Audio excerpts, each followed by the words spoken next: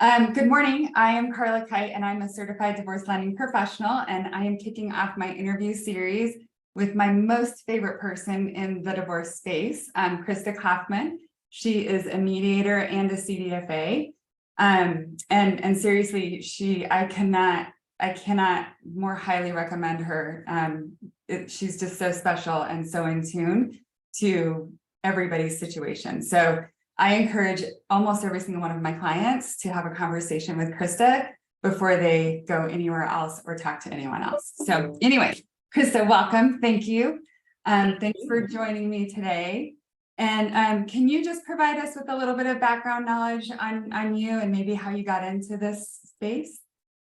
Sure. Well, thank you for saying so many nice things about me. I appreciate that. That's a big compliment coming from you. So I actually come from the litigation background. I worked at family law firms for a big chunk of my recent career, and really moved into neutral work because it was no longer a fit for me. So I am a CDFA, which is a Certified Divorce Financial Analyst. It's kind of a new mouthful credential, but what that really means is I talk all things finance in the divorce, sort of a holistic approach. I'm certified in several different mediation modalities, alternative dispute resolution. I was a managing paralegal when I was at law firms. I do settlement consulting. I really don't do much expert work in the courts anymore. I'd rather do settlement consulting, sort of sharing my thoughts and ideas with people that are interested in having a more sort of peaceful and collaborative process. So although I still do some work in the, I would say, higher conflict realm, I really am a firm believer that if you give couples a process, a path, and the right professionals, they can probably get this done without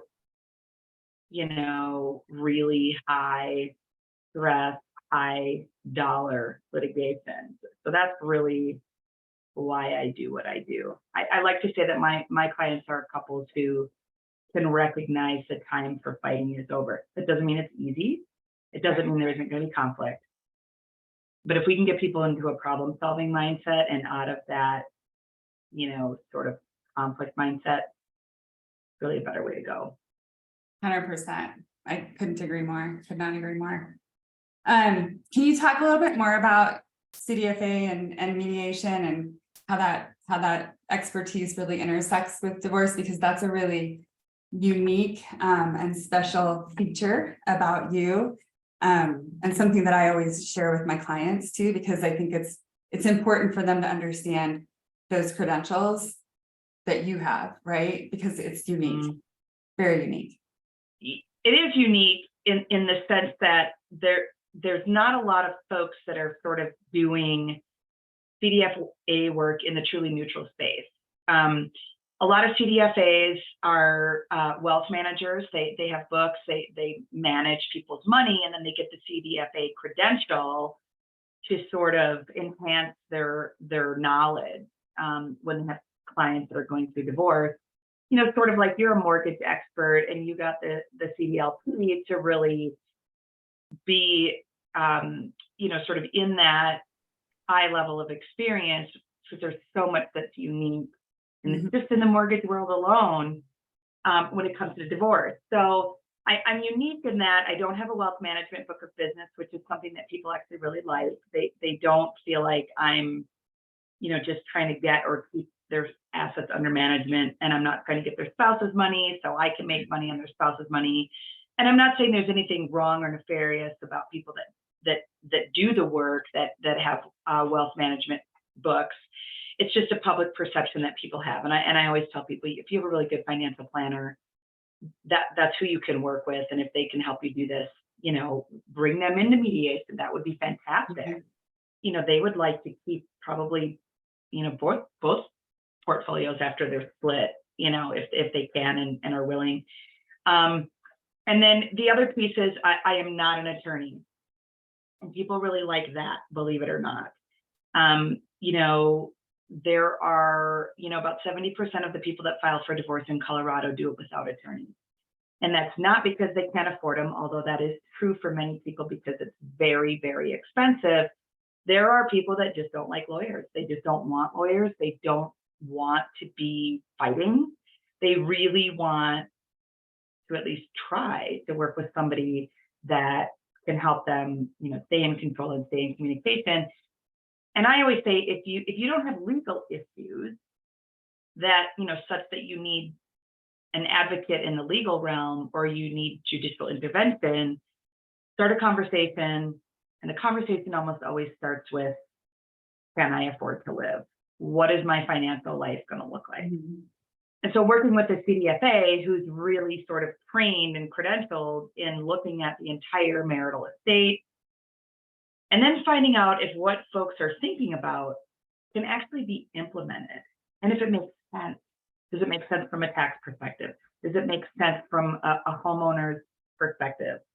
I used to see a lot of agreements that people would get into and even more court orders that were sort of disastrous and that you really can't do what you thought you could do, like, one spouse will just refinance the house in 2 years. Well, guess what?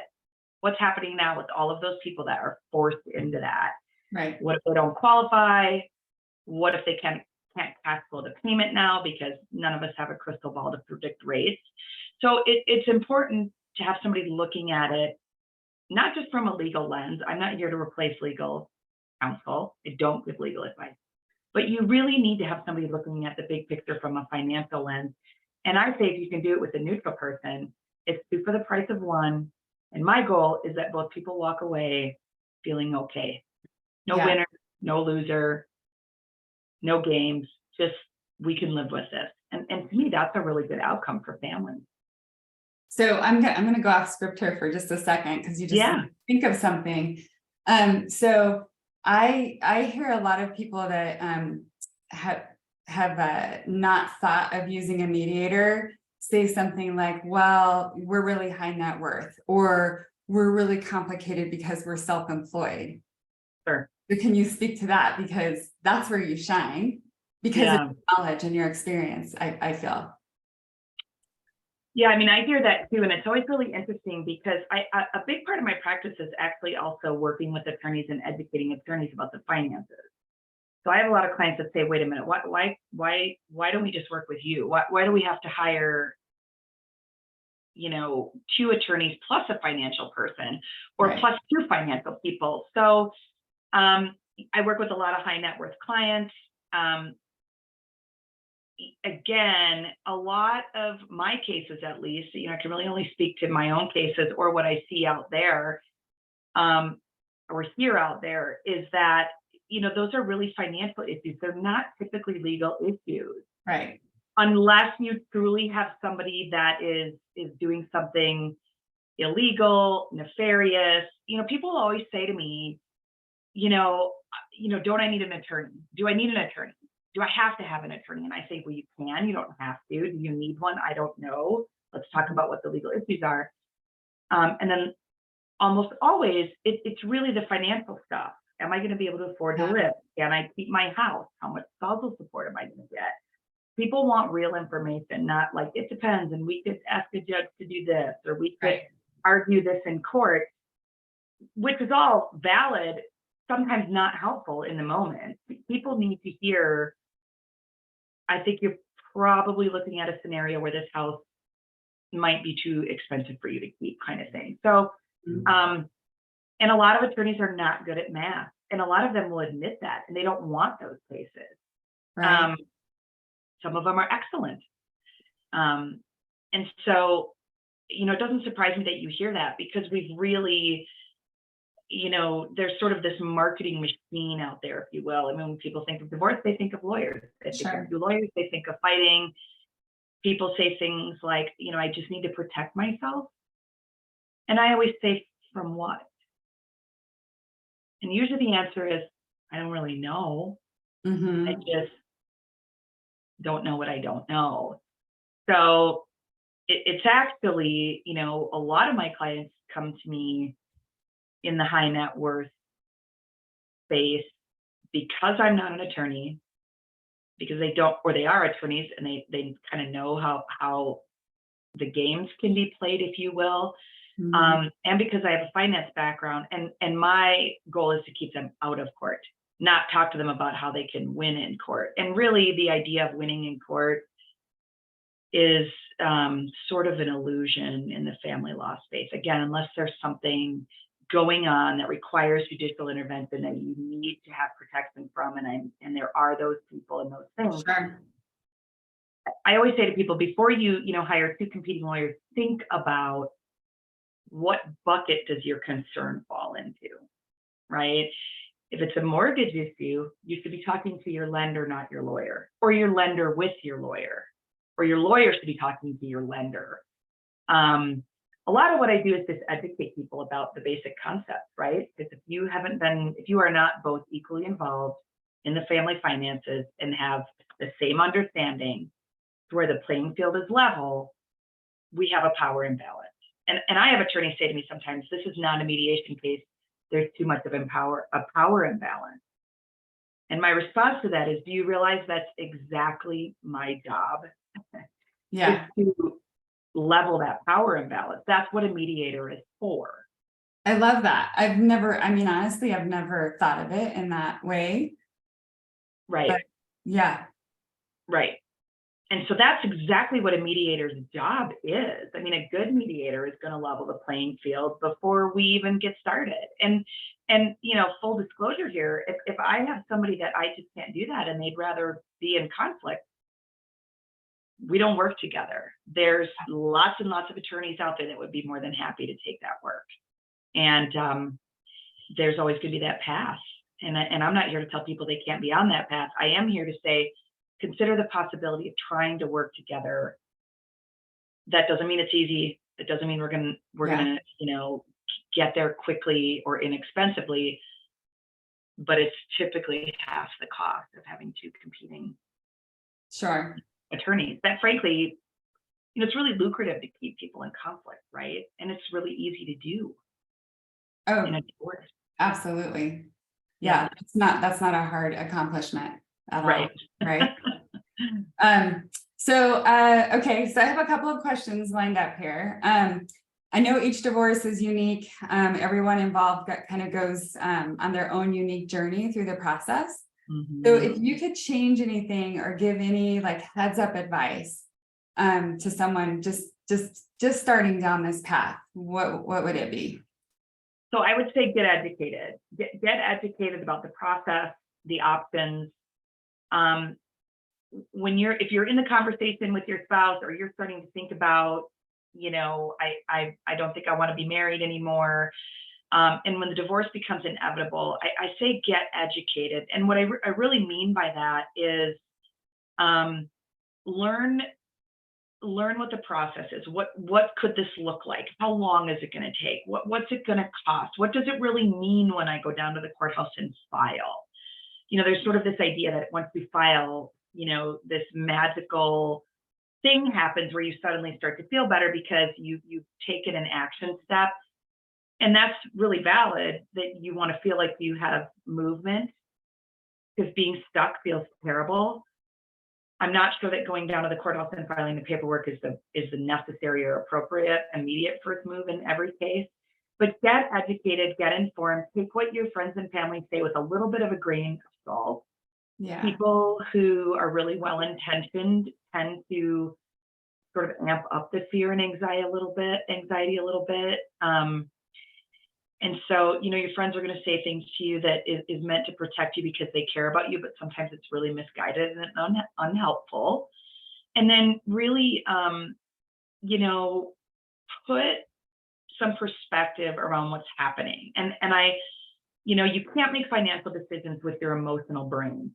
Okay. We know that, from a neuroscience perspective, when you are under tremendous stress, pressure, fear, uncertainty, you can't think straight, right? We all know that. You can't pull it together and think straight. And so you can't make financial decisions with your emotional brain. You also need to be careful not to use your attorney, to sort of get revenge on your spouse, right? To sort of like punish them, make them pay, get back at them. That's a waste of your money, quite frankly. I mean, it's just not money well spent. I mean, unless you just have lots of money you just want to spend and it makes you feel better. But at the end of the day, that's not what usually happens. I tell clients, mediation is a path through your divorce. It's not a place to litigate your marriage, right? So if you're going into this angry or feeling like you want your partner to pay or, to be made wrong or, it's just not the right place to do that. So there's really 4 buckets. There's your therapist bucket. There's your lawyer bucket. There's your financial bucket. And then there's your bucket that rhymes, the word that starts with an F and rhymes with bucket. Okay. I love it. And most of your stuff is going to go in that F-it bucket. Yeah. Right. The complaints, the grievances about the past, the stories, and the I can't believe you did this and that. Some of it might be legal. Certainly much of it's probably going in the therapy bucket and should early and often. But most divorces, it's going to be the largest financial decision you ever make in your life. Yeah. And so don't do it when you're emotional, slow it down, get a good team in place. Don't use your lawyer to try to, get revenge on your spouse, and put things in the proper bucket. Because right now in our system that is designed for adversaries, everything goes in the lawyer bucket. Your lawyer is like your friend, your confidant, your therapist, your venting buddy, your lawyer giving legal advice, advocating for you. But it gets really expensive when you try to use your lawyer to be all those things. Yeah. Right? Yeah. Something too that you said there, like taking all that advice, like from friends and family, and kind of was interesting because I saw somebody put out there on Facebook in a mom's group that I'm part of, that she was there, she was ready, and oh my gosh, the amount of comments. I actually commented and I just gave her your information. So I was like, stop all of this craziness, because it was just a whole bunch of other divorced women, right. Which some of them did have some decent advice for her, but man, there was a lot of piling on. And the amount of energy and what she went through, probably just reading all of those comments, was exhausting. So, yeah. Do you have a one really standout, memorable case? I know we have several together, so which one you're going to pick here? But something that I don't know, like that you felt was the most impactful, or maybe you had the most impact in the case. Yeah, I mean, I actually. This question is very timely, and here's why. So I had a case last year. I mean, a lot of my cases have a lot of impact. I've had clients that are have terminal medical diagnosis that want to get through this as painlessly as possible, and they really both do. I have clients that have lost children that want to get through this as painlessly as possible. I have clients that have been through infertility, infidelity, sort of all of the things, and they want a little bit of peace in the process. None of those cases were easy. None of these people came into my office, holding hands and skimming stones and singing, songs together. But it makes a huge difference when you have clients that have, and maybe they don't start this way, but when they have buy-in and they can see it and they can feel it and they can say out loud, like, this feels different, this feels better. It doesn't feel good, right? No one wants to be divorced. That's not true. A lot of people actually do want to be divorced. They don't necessarily want to go through this process. It's unpleasant.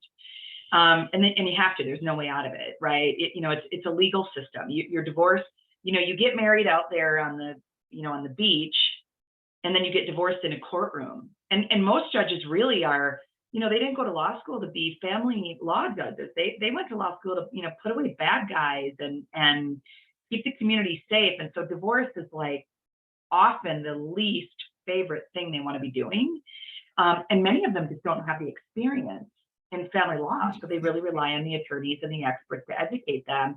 And it's kind of a roll of the dice. So when people start to go, wow, we can do this, you can help us stay in control, and get us through this. I have thank you notes and thank you cards and things everywhere. It doesn't always get put out there in the world because people don't necessarily want to advertise on Google. Like, hey, I got a divorce and this is a great mediator. But this is a long way around what's very timely here, which is I had a client just post a Google review. And this client was incredibly difficult. I worked with him and his spouse, and he challenged me about literally everything. Like, prove yourself to me. Why should I, he was very, very, very, very difficult. We got it done. I sort of said, I appreciate that you're challenging this. I think it's important. It's your deal. You've got to feel good about it. And if this process isn't working for you, you have another avenue. A year later, he posted a Google review for me that just posted. Google hangs on to them to make sure they're legitimate. And it's an amazing review. It's sort of an unprompted, unsolicited review from a guy that really gave me a hard time and said, basically, you proved yourself, you were worth your salt, you helped me through this. Prior to posting the Google review, he sent me an email that said, I just posted a Google review and I want to let you know I owe you an apology for being a big jerk. A year later, I'm doing amazing. You helped us through the hardest time of our lives. We're doing great. Our kids are great. And thank you for sticking with me. And so that's why I do this work. I love it. Right. And that case really stuck out to me because I probably even tried to fire him a couple of times and he would not disagree with that. But that's really, that's a case that sticks out because that client a year later, that to me is the silver lining. A year later, and this is a professional, this is a difficult case. They had multiple real estate. He owns a business. There was a lot of money, but he was very emotional and not in a great place at the time, trying to think straight.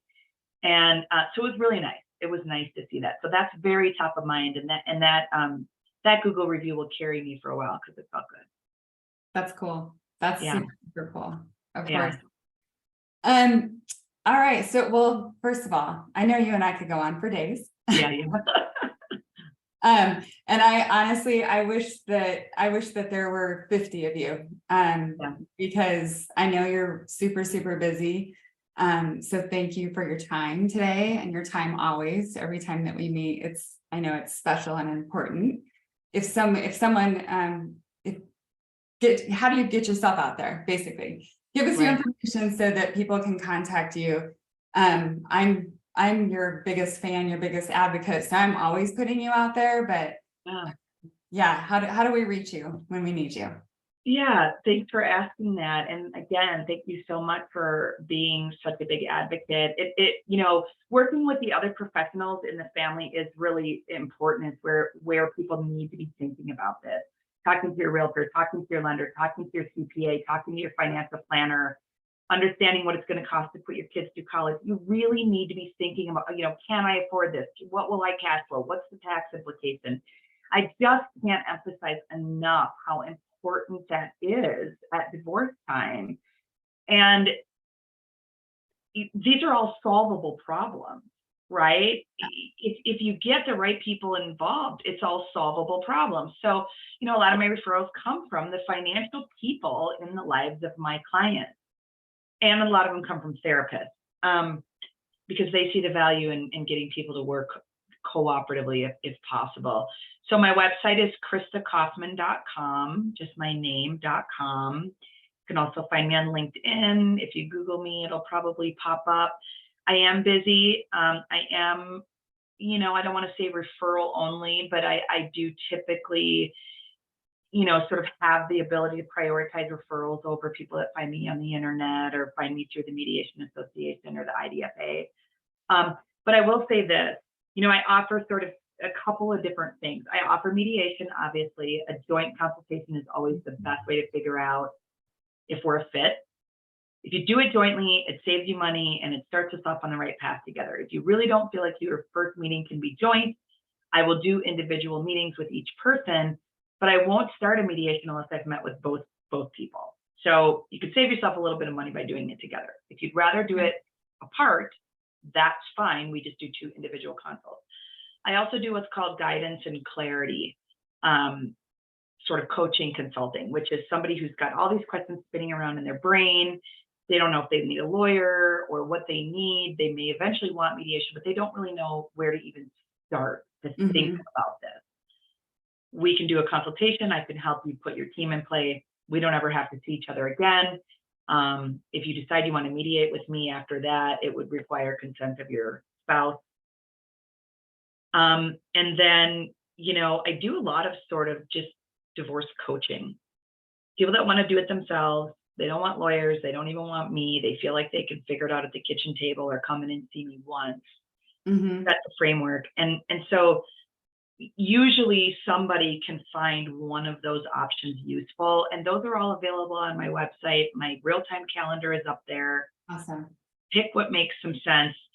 I will say I don't do free consultations, unfortunately, or I would be doing that all day, every day, and I would never really be able to get to the work that people are paying for, and it would be a little unfair for my clients.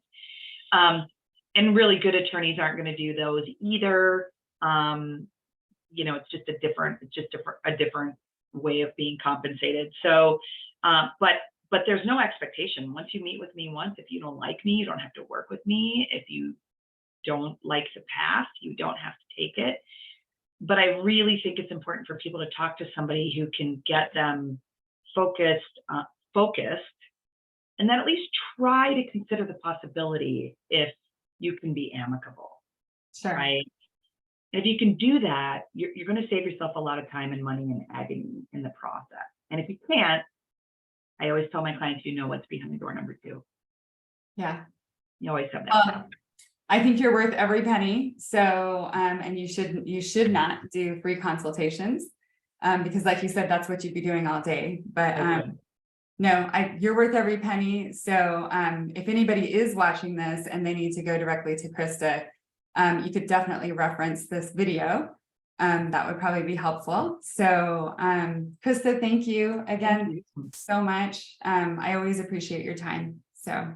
Thank you. And if I can just give a little plug for the CDLP and for you and your team, because, a lot of times in mediation, I will see what happens when people come to me after they've done the divorce, either, by themselves, or a court has decided, or they worked with a mediator, but maybe didn't work with a financial mediator. And I'm not here to say bad things about any of those other people. The divorce space is really lucrative. Everybody wants to get in on it. Everybody wants a little piece of the $50 billion pie. Yeah. But there's so much nuance and there's so much opportunity to get creative. And your house is usually your biggest asset. Yeah. So you have to be working with a lender that understands not just mortgages, but specifically mortgages inside of the context of a divorce. And what's even better is if you can work together with one lender to figure out how we can take this one house and make it so both of you will eventually have a roof over your head. Because I see people come to me after the fact and say, why? Nobody told me this. I didn't know this. I didn't, and there's nothing I can do about it. We can't put the genie back in the bottle. So have these conversations with your financial people, your lender, your realtor, before you're standing on the courthouse steps, or before you've signed an agreement, or before you've gone down the road of $50,000 of litigation, because it's going to be helpful. And certainly, I'm sure, Karla, you would agree, your lender will appreciate having this information earlier than the phone call. Hey, we're going to court tomorrow. Am I going to be able to do this or that? Well, it's too late. Yeah. And I've helped people with some modifications so that we could obtain financing. So Yes. those were in amicable situations, and Yeah. those situations aren't super amicable, and so it's a little bit more difficult. But yeah, definitely roping us in early is very helpful to the whole process, I think. Yeah. So you're smart though, you know a lot of our guidelines, but I would say most of the people in the divorce space, mediators, attorneys, they are not up to speed on lending guidelines. So Right. they need us more than they even know they need us. That's true. Yeah. And sometimes it's the difference of just a little bit of language that's negotiated and put in the agreement that makes so much more possible, right? Yeah. And in the timing of that, when are you doing, the timing matters. And so, it's just important to be talking about that on the front end. That's another really, I think, critical thing for people to think about. Like, wrap your head around this and then start taking the steps. You don't start building, you don't start building your garage, hopefully, without at least sketching out a plan and Right. having tools. That's a good analogy. Yeah. You don't build much without a plan. You So, really don't, or at least you don't build it well. It's not going to be sturdy or sustainable. But so yeah, I mean, and really, one more comment about what you said earlier. I mean, if you have anything, if you have a house, a car, a job, a little bit of money in the bank, a lot of people will say, well, I don't really have a marital estate. I don't have a lot. Why would I need? But you do. There's a lot at stake that you don't realize might be at stake, and there's a lot of room to make mistakes. You do something that causes your credit to get ruined, you're going to be in trouble with lending, right? Or you're going to have to go through more hoops. So really talking to somebody before you dive into this is always very helpful, and I'm happy to be a resource. There's other people out there that are good too, but please talk to somebody. I can't emphasize that enough. yeah, I agree. Thanks. Thank you.